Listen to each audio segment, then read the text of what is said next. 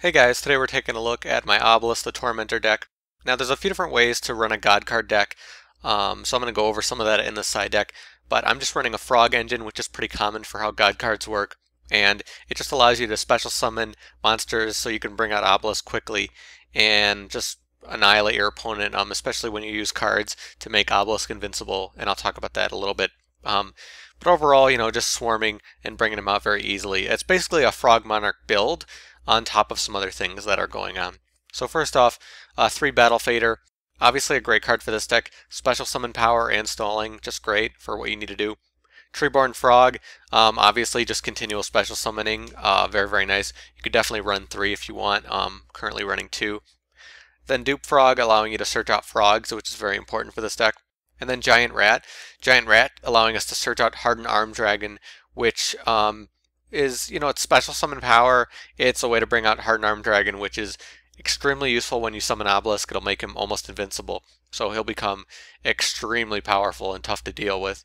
And also he can be special summoned nicely when you dump other cards, so that can be nice for what you're trying to do. And then Light and Darkness Dragon. In a deck that brings out a lot of monsters for tribute summoning, Light and Darkness Dragon can be very powerful. Obviously a very annoying card for your opponent to deal with, can lock down a lot of things. And then Obelisk, obviously, extremely powerful card, can't be targeted by things. So if you can protect it through other means, it'll really annoy your opponent. And a lot of times they'll have to get over it with something with 4,000 or higher attack, which is definitely difficult. And then Ronintoadin, giving us some special summon power, Swap Frog doing the same thing and loading our graveyard. Tragoedia, great card for this deck. Obviously, easy special summon, is level 10, so we can XYZ with it. And we can obviously XYZ with it through a bunch of other means with its level changing effects. Just a great card overall for this deck. Gorz are running no back row, so Gorz is always a great choice when you're not doing that.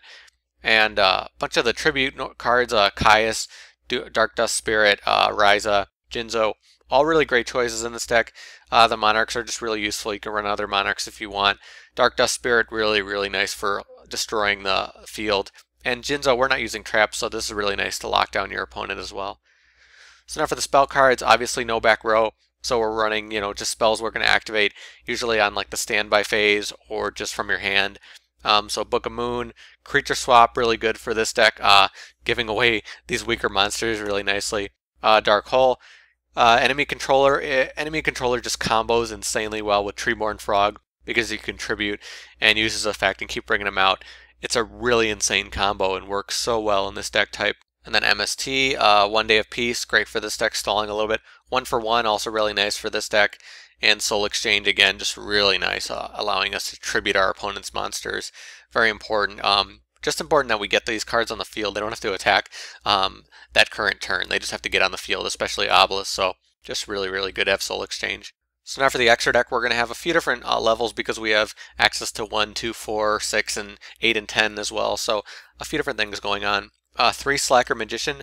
We really want cards like this that can stall because it'll be easy to tribute and really annoy your opponent for a little bit. A few of the 2 stars, Daigusto, Gachi Gachi, and Shining Elf, just in case. We have a good amount of 2 stars, so that's definitely a thing if you don't have your tribute monsters. And then the 4 stars, the best ones we have access to, Exciton Knight, Silent Honor, Maestroke, Gagaga. You can run whatever you want. For the 6 stars, the best ones, Ptolemy, Photon Strike Bounzer, Gauntlet Launcher can be useful as well. Also, if we can, Gustav Max is nice to have just to finish your opponent off, or if you just really want to protect him and go for that damage. And 1 Hieratic Sun Dragon, very rare that we'll get this out, but definitely can get this out, so useful to have. Now for the side deck, again, side decks in my videos are kind of just recommended cards that can also work with this deck. It isn't meant to be a side deck for matches. These are just cards I want you to think about when you're building your own Obelisk deck. So there's a bunch of special summon cards you can use, Cyber Dragon, Jester Confit, Spell Striker, the Tricky. If you run those 5 stars, you can bring out 5-star XYZs as well, which are very powerful. You can run Nimble cards, that's another build that I might do at some point. You can run that with like Obedience Schooled, which is very, very powerful. Obedience Schooled will give you Obelisk in 1 turn, so very, very nice, especially at the start of the game. So definitely useful there. Swift Scarecrow you can run to stall, things like that. You can run something like Advanced Zone if you're not running like the build I'm running that doesn't use back row. You can use Advanced Zone and it'll really annoy your opponent because you'll be able to activate more effects when you're tributing. You can use things like Fires of Doomsday. Fires of Doomsday, you contribute the tokens to activate Obelisk's effect, which is something you could do. Infernal Reckless Summon, if you're doing low level or low attack special summons, you could do this to summon Obelisk really quickly. March of the Monarch's another continuous spell, which will really protect Obelisk and will really annoy your opponent, so that's definitely something you could do if you're not running the Frog engine. You can also run Metal Reflect Slime, really good card in this deck because it's a 10-star monster that stalls, so you can use it for tributing, but you can use it for 10-star XYZs as well, so there's some interesting plays you can do there as well. And then Overwhelm, Proof of Powerlessness, just kind of additional back row you can use with Obelisk and your high-level tribute monsters. So again, if you're not running back row, these are powerful traps you can use. And, Scrap Iron Scarecrow, other things that stall can be very useful, like Wabaku.